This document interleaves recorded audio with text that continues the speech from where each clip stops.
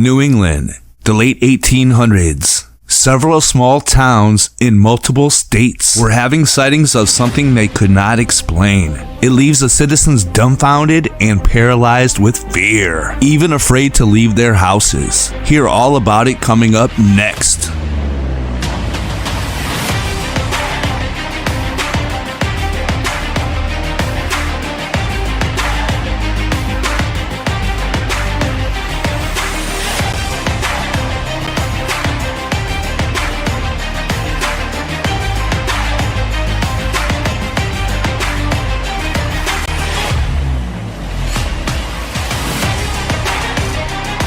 Alright, welcome to WILLSTAR Monsters and Mysteries.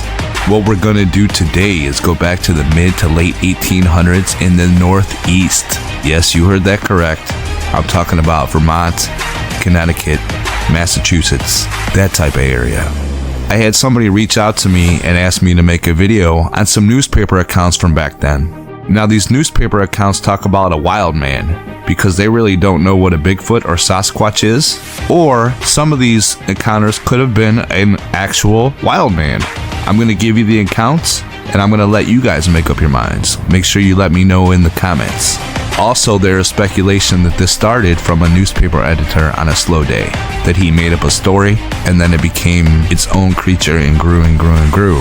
But the thing about that is, there were a lot of sightings of this creature or wild man or whatever you want to call it. A lot. So I'm going to go ahead and give you the encounters, and as always, I'm going to go ahead and show you where these encounters happen using Google Earth. Hopefully that brings a little bit more immersion for you guys. Also, a lot of the outdoor images and Google Earth footage that you're going to see is from that area that I'm talking about. So I always try to do that for you too. If you're new to the channel, check out the video. I appreciate it. If you like it, think about subscribing. Everybody, if you wouldn't mind, hit that like button if you like the video. Let's do it. The Stamford Wild Man, a Berkshire County scare of 1861. There are yet living in North Adams and in the northern towns of Berkshire County and in the extreme southern tier of towns of Vermont a few persons who have memory of what was known in the summer of 1861 as the Stamford Wild Man. It is now years since this mysterious character, whose real personality will ever remain a myth, threw the citizens of all this region into a genuine state of fright, from which it took several months to recover. July 25th, 1861. Stephen B. Willard and several prominent gentlemen from Stamford came to the transcript office and reported that they had a glimpse of this mysterious creature, while it was reported that Burlingame and Ray of North Adams was entirely out of locks, padlocks, and window fasteners. This having been caused by the citizens of Stamford, who previous to this time in their peaceful security had never thought of locking up their houses either by day or night. Last week, while Curtis Wilbur of Stamford was hunting on the mountains east of Wilmarth's Tavern, he came upon what he supposed was a large animal digging roots. He took aim and shot, but his gun hanging fire. Thereupon, said animal straightened up to the size and stature of a 7-foot man, covered with hair from head to foot, and with an unearthly yell, started off into the dense woods with the fleetness of a deer, while Wilbur, overcome by the strange appearance, made his feet fly as fast as possible in the direction of home. A body of armed citizens at once urged Wilbur to retrace his steps in the attempt to capture this creature, but such was his fear that he could not be persuaded to visit the scene of his encounter. This inflamed the citizens to a high pitch of excitement, several of them affirming that they had heard the cries of the strange being in the nighttime. The next day, a pursuing party discovered the footprints, or resemblance to feet of a monster human being, by the side of the mountain road, which Wilbur insisted the creature had crossed. And howling loudly, they affirmed that the creature answered back with prolonged howls.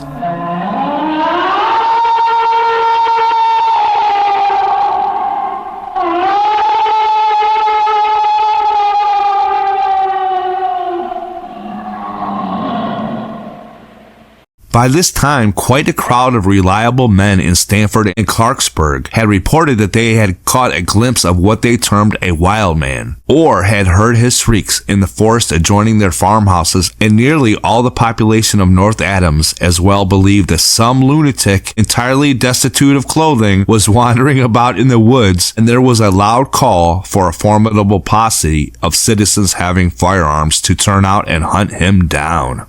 Besides, it was in the height of the berry picking season, and the women and children having entirely deserted their usual harvest fields, the price of all small wild fruits were quadrupled, and the general scarceness seemed to inaugurate a berry famine. Besides, there was no need of a curfew bell, as children as well as men and women were very careful to hide beneath the family roof tree for the night as soon as the sun dropped behind the western mountains. Then, too, the evidence had become so strong that some wild and mysterious wanderer was skulking among the foothills of the Green and Hoosac Mountain fastness, clothed only in garments alone provided by the invisible looms and shuttles of nature, that hardly a single doubting Thomas remained in the field. August 1st, 1861. Two brothers named Pierce of Stamford, having been attracted by the noise of strange howlings in the woods near their homes, courageously concluded to hunt out the object of these outcries. Placing double charges in their guns, they cautiously ascended the east mountain side, when they suddenly came in sight of the creature, which they describe as being 6 feet in height, and bearing great resemblance to the human form, the body being covered with long, coarse black hair, with a luxurious mass of the same crowning the head and the face. With a fierce howl, the creature rushed upon the Pierce boys, one of whom leveled his gun and fired upon it, but was so frightened that he missed his aim and his bullet fell far wide of its mark. Dropping his powder flask in terror, both he and his brother came tearing down the steep mountainside at breakneck speed, and the mystery still remained unsolved. The community was thrown into a still greater panic than ever, and no one in town pretended to step out beyond the threshold of the house after nightfall. A man named Sitterly of Stamford was awakened at midnight by loud thumpings on the door and sides of his house. Crawling out of bed, he went to a window and caught sight of the creature, and called out to know what was wanted, when, with an unearthly shriek, it fled from the yard. A party who were picking berries just north of the Beaver Mill suddenly sighted the strange creature, who approached them with swinging arms and uttering a wild gibberish, which drove them from the field in reckless haste, leaving their pails and baskets behind them. One of the party was certain that the creature bore in resemblance to a chimpanzee or African baboon, which gave rise to a report that it was an animal that had escaped from some traveling menagerie. Quite a number of farmers were also certain that it had killed and eaten sheep in their mountain pasture, while some asserted that it had milked their cows in their yards after nightfall. Another report that gained much credence was that a small cave had been discovered in Stamford, which was evidently one of the creature's retreats, and bones found in its mouth were said to have been sent to Amherst and Williams College authorities for examination.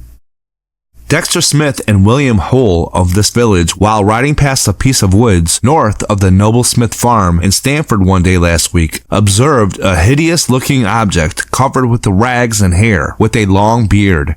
As it suddenly emerged from the skirt of the woods, it uttered a shriek, making horrid grimaces at them, and repeatedly thrust out its tongue. They judged that the creature was about 6 feet in height, and declared that its appearance was enough to startle the nervous organization of anyone up to a high degree of tension. At any rate, they vamoosed the locality as soon as possible. Meanwhile, 2 young men were blueberry picking on Pinecone to the north of Blackington on the previous Monday.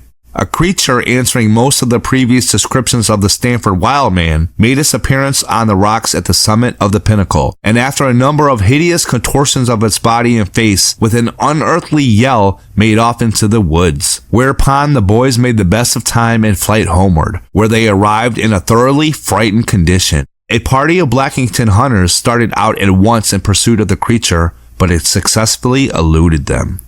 All through the month of August 1861, the wild man seemed to be fairly ubiquitous in the manner and places of his appearance. He was seen descending the mountains from this locality in the South Adams, where he put to panic flight a score of juveniles who were burying in Bowen's woods. A few days after, he was seen in the woods in the same vicinity by a lad named Marsh and a different boy, both of whom fled for home in great affright, leaving their berry baskets behind them, as also on the next day by a valiant crowd of women berry pickers, who then and there gave up that industry for the season. The next Sunday, a grand hunt was instituted by the village hunters, who fell upon the trail of the creature, but which finally invaded them by lunging into a dense swamp into which they dared not follow. The next appearance of this creature was a week later in North Pownell, where it put to flight a bevy of berry pickers in a high pasture fronted by a precipice. A few days later, bearing the same description as first given off in Stanford, it followed a high school teacher in Pownell with maniacal gestures, contortions of countenance, and screams until she nearly frightened out of her senses.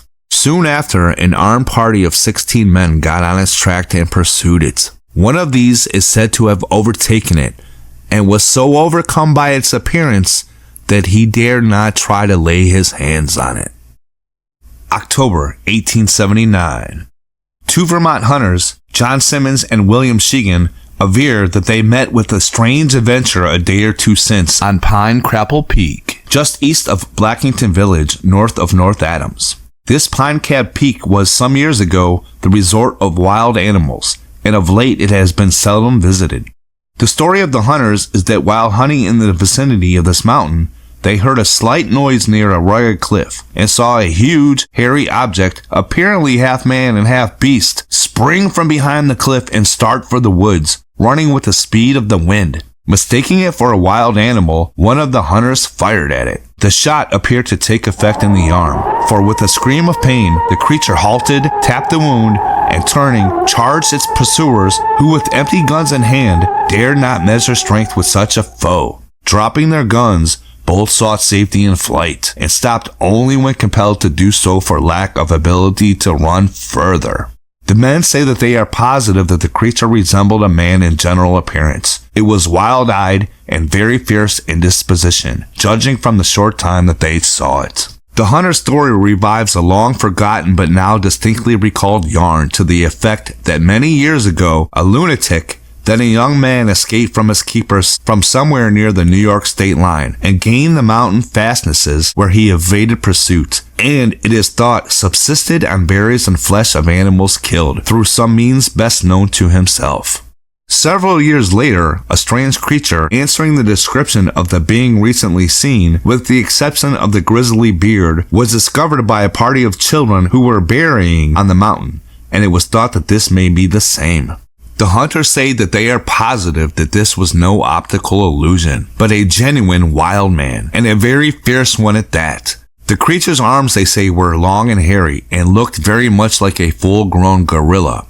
They aver that it ran with remarkable swiftness, all the time uttering loud cries, as though in pain and enraged. They declare that it was only by their utmost exertion that they escaped their pursuer, and they say that there is not enough money in Massachusetts to hire them again to venture across its path. There is talk of organizing an armed force in Williamstown to go in search of this creature.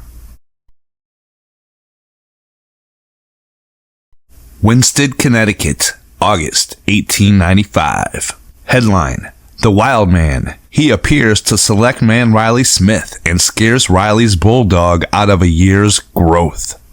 Last Saturday, Selectman Riley Smith went up to Coldbrook on business. Mr. Smith, while there, went over into the fields and began picking and eating berries from the low bushes in the field. While he was stooping over picking berries, his bulldog, which is noted for its pluck, ran with a whine to him and stationed itself between his legs. A second afterward, a large man, stark naked and covered with hair all over his body, ran out of a clump of bushes at lightning speed, where he soon disappeared.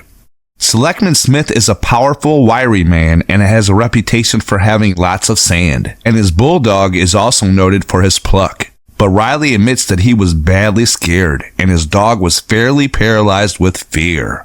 If any of the readers of the Herald have lost a wild, hairy man of the woods, 6 feet in height, and want to find him, they can go up to Coldbrook, and when near the Lewis place, wander around in the woods and fields and perhaps recover their lost property.